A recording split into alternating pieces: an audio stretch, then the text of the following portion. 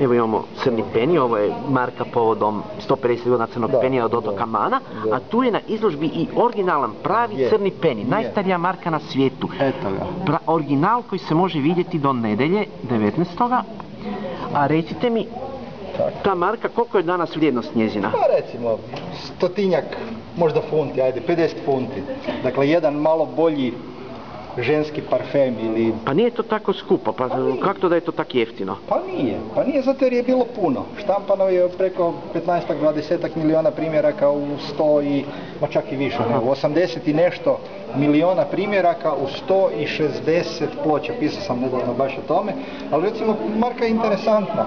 Marka je štampana u arku od 240 komada, ali nijedna marka nije ista. Kak nije ista? A nije. Marka ima s donje strane dvije slovčane oznake. Dakle, kad je marka prvi puta izdana, poštanska administracija se bojala da će se marke koristiti ponovno bez plaćanja nakon što su već jedanput iskorištene. Jedna od dvije varijante zaštite na marci su inače napravljene. Kad pogledate malo bliže, fantastična gravura. Dakle, ona se možda vidi na nekim od ovih maraka. Evo, recimo ovdje se vidi prekrasno.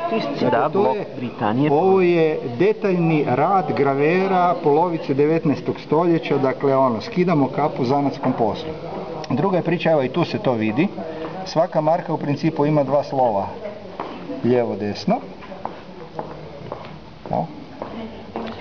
Dobro. I svaka je drugačija. Dakle, pogledamo ovu, različite su slovčane oznake. Dakle, jedno slovo definira stupac, jedno slovo definira redak i kombinacije takve. Prva marka izdana na svijetu u arku sa 240 različitih komada. Dobro, hvala vam.